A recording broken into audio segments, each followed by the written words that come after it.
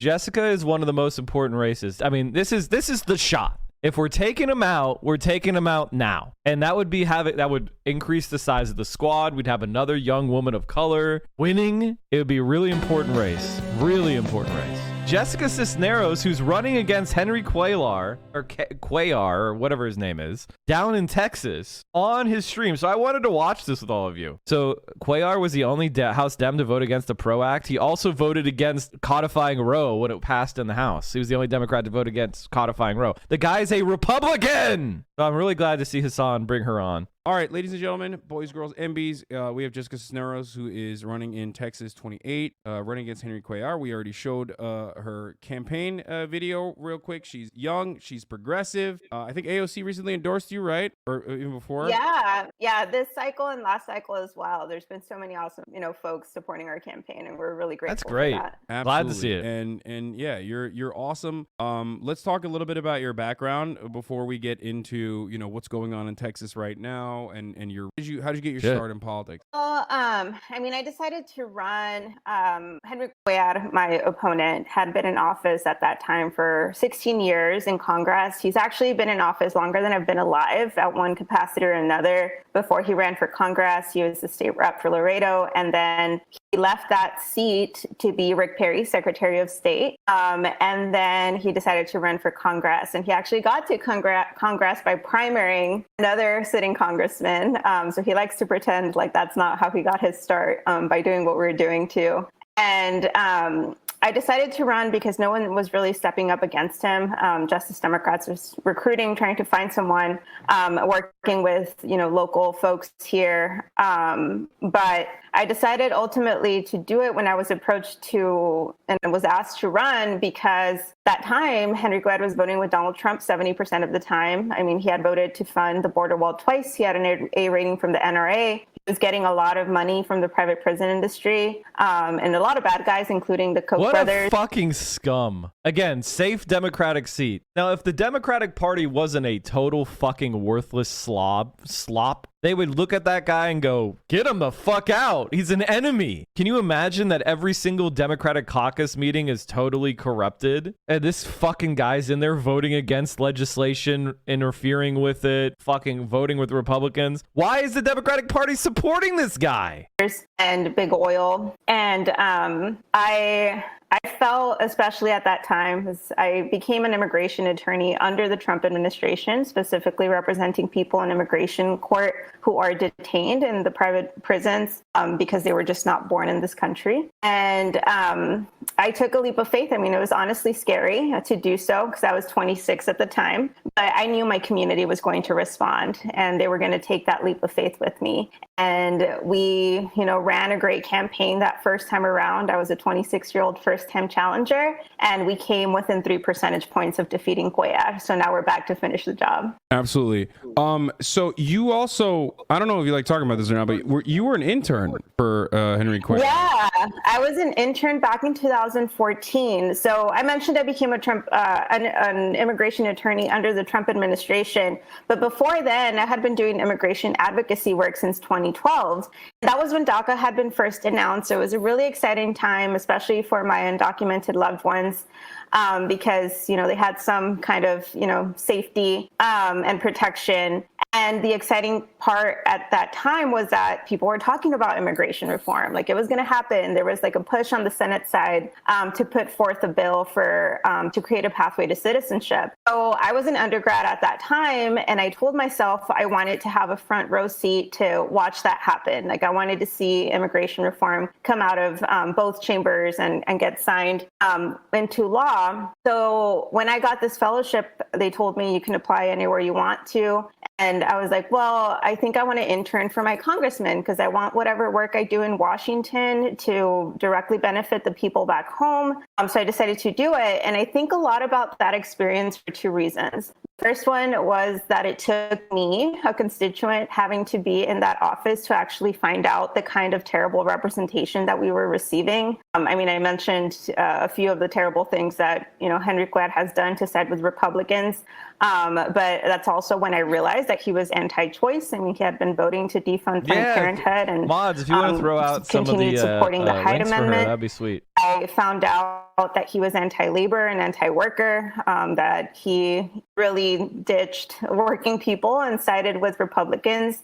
He not at that time, but most recently, he was the only Democrat to vote twice against the PRO Act. He was taking all this money from corporate special interests and lobbyists. The people that I saw walk into the office weren't families like mine visiting from the district. It was lobbyist after lobbyist after lobbyist. And it was a formative experience, I guess, to say the least. I think the thing that shocked me the most was that when he was talking about immigration reform, it didn't really include a pathway to citizenship for people. It was going to create like a second tier, I guess, residency for many people. And I just knew that those weren't the values of people here in the district. Yeah. And not only that, but also unpopular, really. I mean, this is absolutely. In a lot of instances, a thing I find myself asking is like, who are conservatives doing this for when there is no constituency for it? Obviously, this dovetails perfectly into the second thing that we're going to talk about, Roe v. Wade. But yeah, I mean, offering a pathway citizenship to DACA recipients and undocumented immigrants that have been living on U.S. soil for an extended period of time. I mean, like, can you imagine the Democrats actually passing anything? Obviously, one of the biggest talking points Republicans have is that immigrants are breaking the immigration law. That's their biggest talking point. And it gets a lot of centrist moderate people too, because they're like, well, why can't you just follow the rules? Even if you know nothing about immigration, the point, people should follow the rules. My family followed the rules is extremely powerful. So if the Democrats could make that talking point go away by making an American Ellis Island Part 2, basically, by making the entry to the United States easy and lifting caps on immigration, they could very quickly and easily dispense with that talking point. But they don't want to do that. Or they could, there's a million ways you could make it easier to enter the United States legally or provisionally. You could give everybody who wants to enter the United States to work from Latin America a 3-year visa automatically. You could just make it so they're not illegal immigrants anymore. And that entire talking point goes away. And those people get to pay taxes. They get to be documented.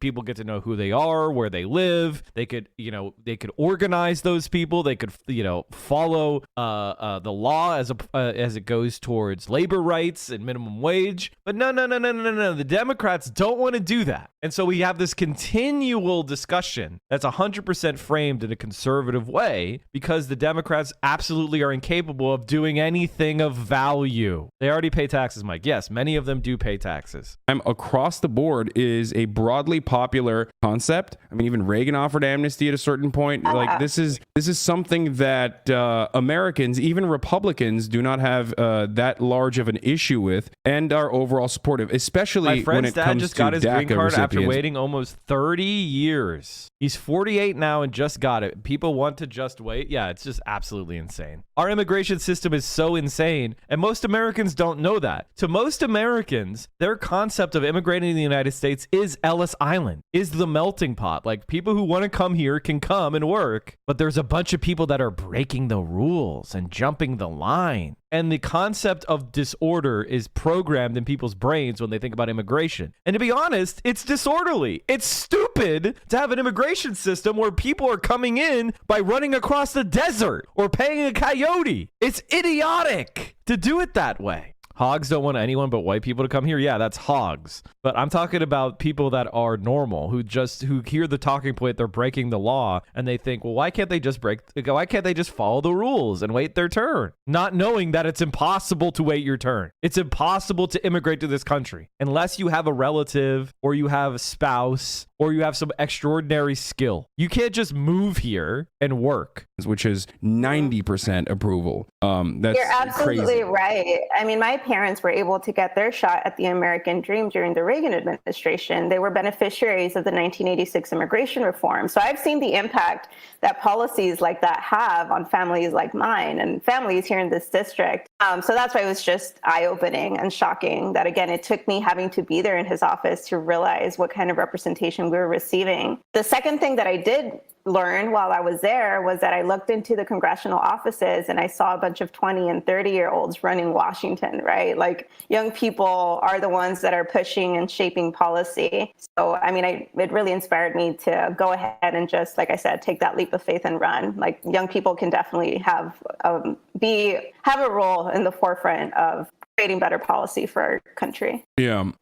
So what is your pathway to success? I mean, you've seen a lot of success so far in your district. This unfortunately went into a runoff, but I mean, you got very, very close to defeating him without a runoff as well. So I guess the question I have is, Cuellar is making a bet that his district is more conservative than it actually is. Slam Funkadunk says, I had a Turkish girlfriend who tried to do immigration by the book. Ended up costing her $60,000 and took 5 years. DACA recipient here. Thanks for fighting for us, Mike. Honestly, really tired of living in limbo. Just want to become a citizen, man. Hey, Garcia. Sorry that Joe Biden absolutely hates you. I'm sorry. Also, money. Millionaires can immigrate for money. Yeah, true. But again, how many people have millions of dollars? Obviously, you are presenting a new face for politics, and you are also obviously much more progressive, significantly more progressive than especially the most conservative Democrat in Congress.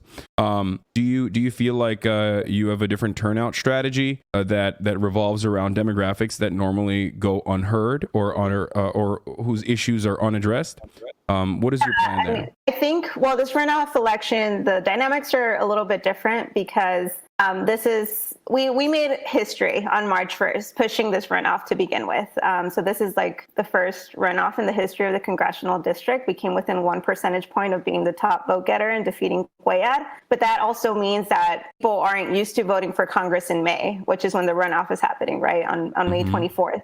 So the biggest obstacle that we have in this election, and one of the reasons why, so this is a really interesting situation because they're doing a special, like a runoff that's a special date, only that race. I honestly think that the best strategy is to just, man, this is tough because Nancy Pelosi endorsing and campaigning. Wow, what a scum. What a fucking scum. What an absolute piece of shit. Seriously. If Nancy Pelosi just came in and said, oh, vote for Jessica because she actually supports reproductive rights, she would win in a landslide. People think that they're being a good Democrat by voting for this guy. Incredible. She is an evil piece of shit.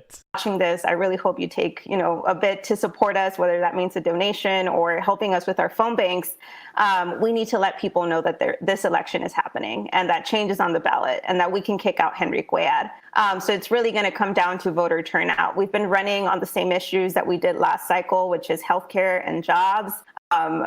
Surprise, those are issues that are important to people. Like we've been pushing on, Medicare for all and what that would mean for families here in South Texas, what a $15 minimum wage would mean here in Texas, because our minimum wage is still $7.25. But we also have to meet people where they are at, right? A lot of folks, I think the primary feeling that we were getting at the doors when we first launched our campaign last cycle was people feeling like they were being taken for granted.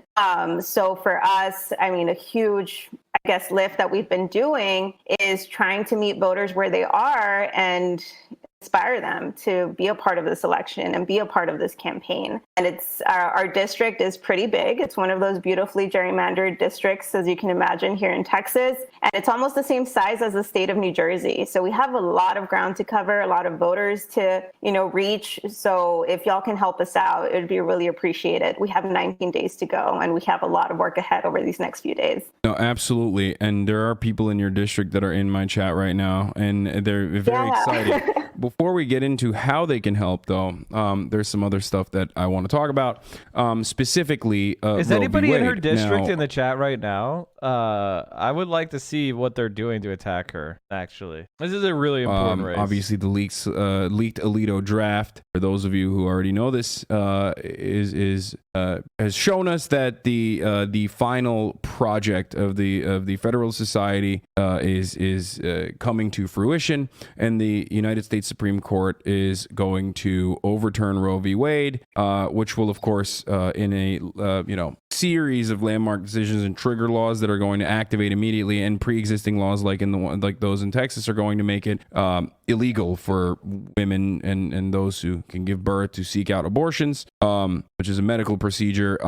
And Henry Cuellar is pro-life. He is in support of the Roe v. Wade decision being overturned, right? Yeah, that's right. So last fall, shortly after we had announced our second run for Congress, the Texas legislature last summer had passed SB 8, and it was implemented in the fall, a few weeks after we had announced our second run. And because of the Texas abortion ban being put into effect, that's when Congress took up, the House took up the vote on the Women's Health Protection Act, and Henry Cuellar was the only Democrat to side with Republicans against codifying Roe v. Wade. He's been doubling down on his anti-choice stance. And when he doesn't even need to. Something that we've been trying to hammer.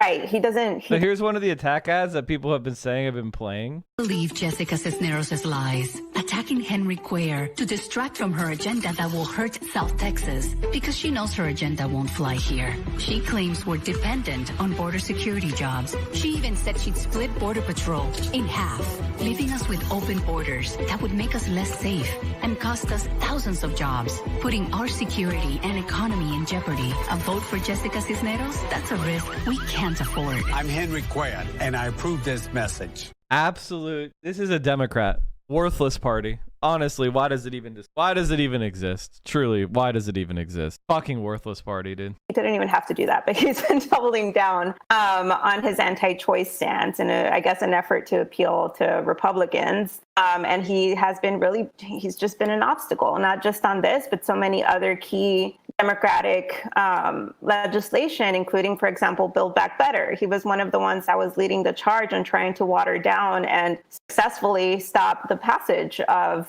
the bill. So to stop you real quick there, sorry. What are the direct implications of like not being able to push for Build Back Better in your district specifically? Like, what are the immediate tangible impacts of something like that in the form of like funding? I assume you have infrastructure problems, as does everywhere else in America. But could you go into a little bit of detail on that? Yeah, well, one of the infrastructure problems that I don't think is common in many places, there are some places in America, we didn't have running water for some time here in Laredo. Like during the primary, during early vote, in the March 1st primary election, there were like 5 days that I didn't have water at home. Like I had to go and shower other places because we just have such a severe lack of infrastructure here. But of course, expanding healthcare, especially in an area like South Texas, where we're so medically underinvested, that would have gone such a long way. Here in our district, we have a 30% poverty rate.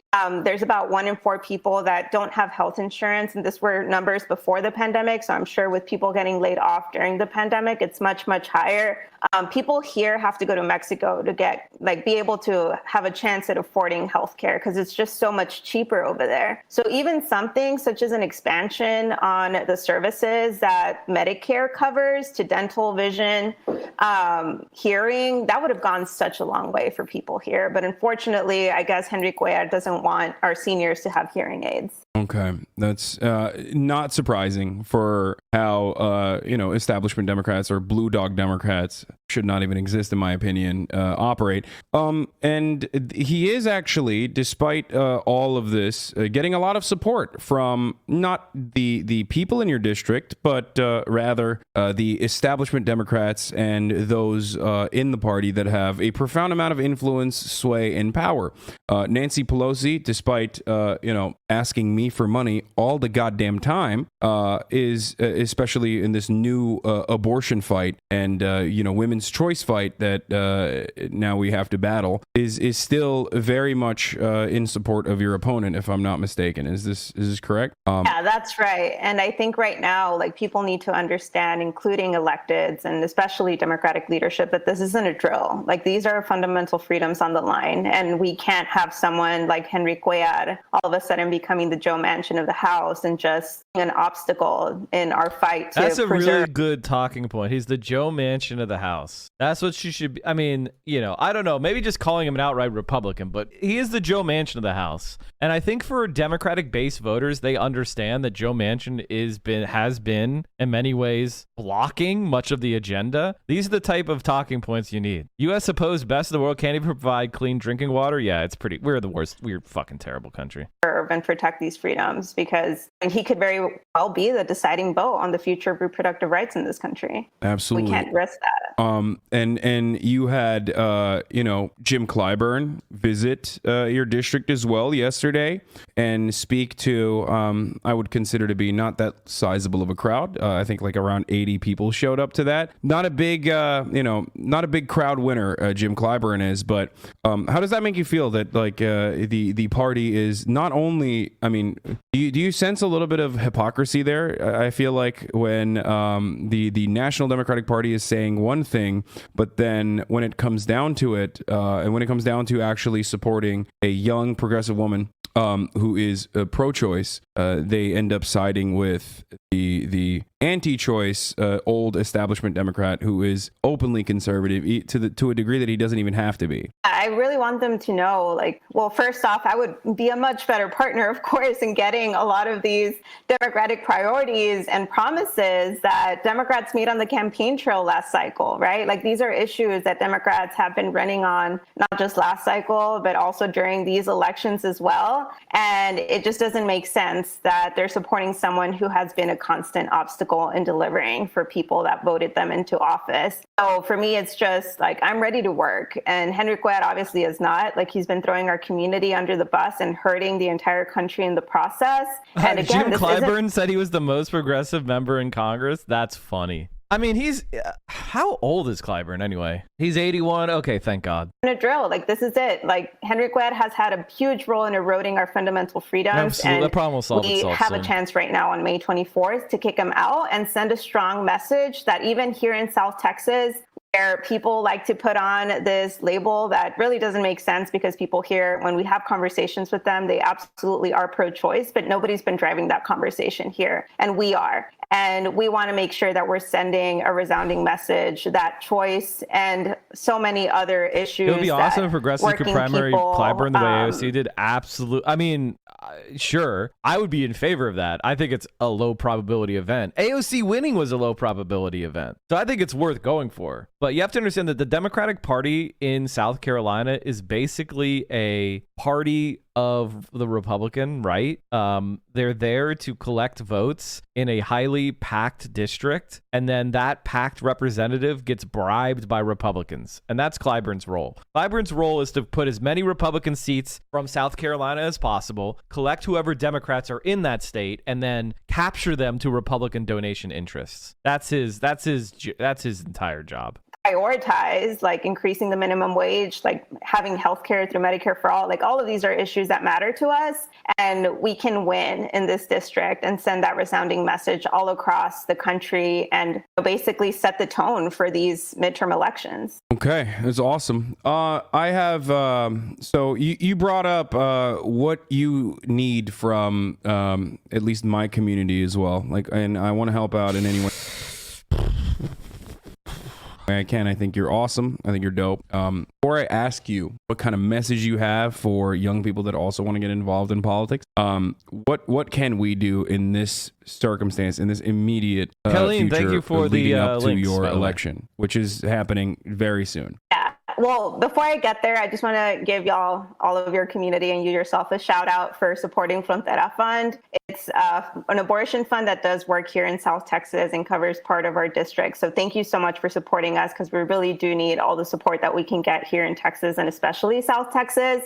And the other request that I have is if y'all can help us out in these final days. We have 19 days to go before this election on May 24th. We need, donations. We need volunteers. We need people power in both forms. And if you're here in this district, we need you to vote for change. We need you to reach out to our campaign. Tell us all the people that you know that are going to be or are eligible to vote, so that we can work together to make sure that they get to the polls. But we also need you knocking on doors and jumping on our phone banks and chipping in what you can. Like, we need all hands on deck right now.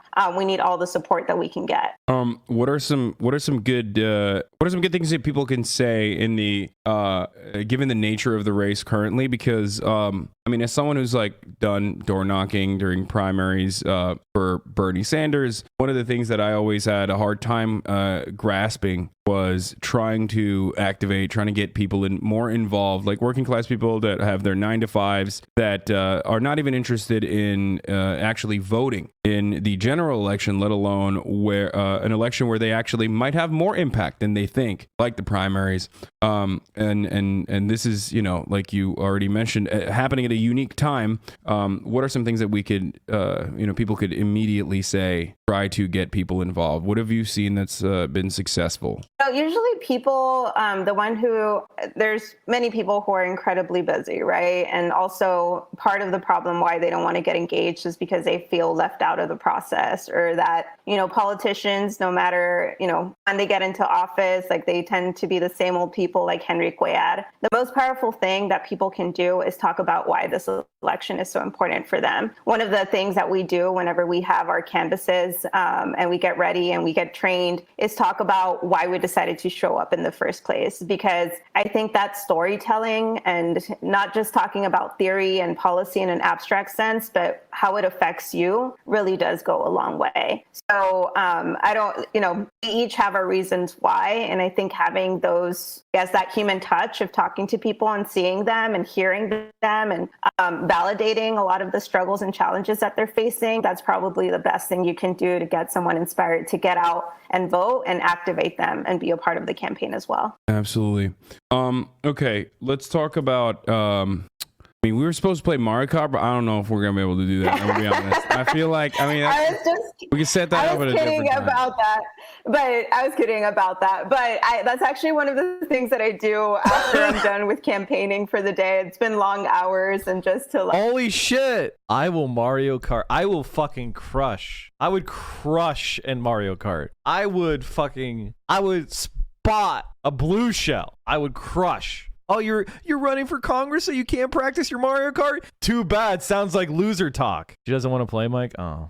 De-stress. I've been playing a lot of Mario Kart, Mario Party, and Breath of the Wild. So I usually turn to my Switch. Especially Breath of the Wild is good. It's incredible. I love Breath of the Wild, chat. In fact, I loved it so much that I 100%ed it. I got all the poops on Master Mode, you know? I got 100% of the poops. I got the golden poo. All shrines? What?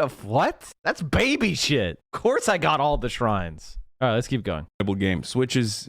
I'm 30. I didn't have a Switch until, I guess a year and a half ago. And oh my God, it's a game changer for me specifically. I don't know. It's awesome. Okay. So Mario Party. We talked about Henry Cuellar. We talked about the establishment Democrats. Is there anything that you specifically want to address that I haven't gotten to? I think we covered a lot, stressing the fact that we have so much work to do in the next 19 days.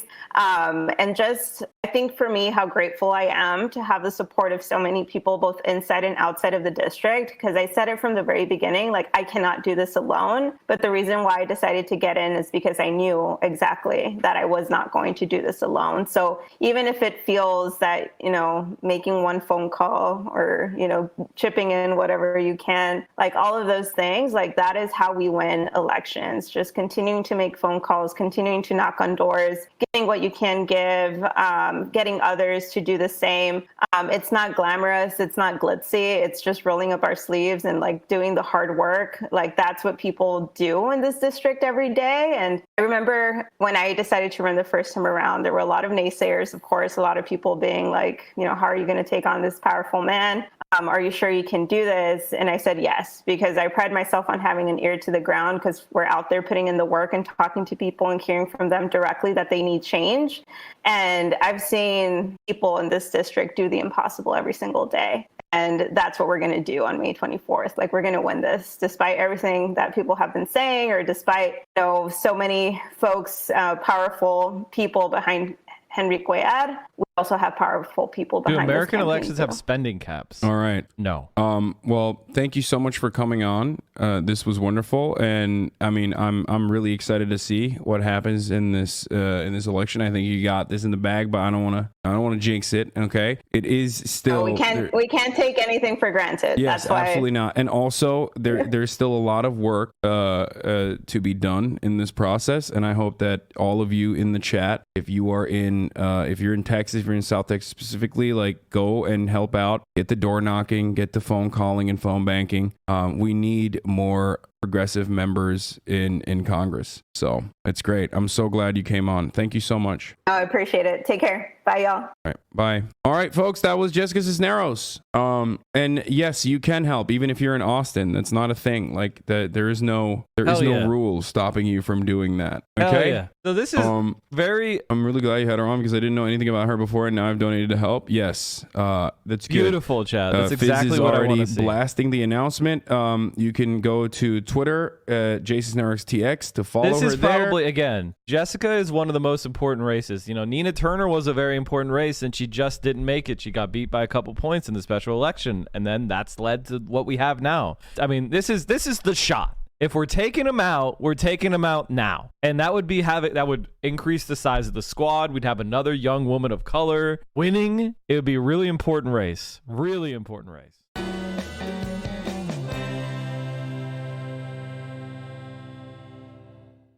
You have an obligation to like, comment, and subscribe.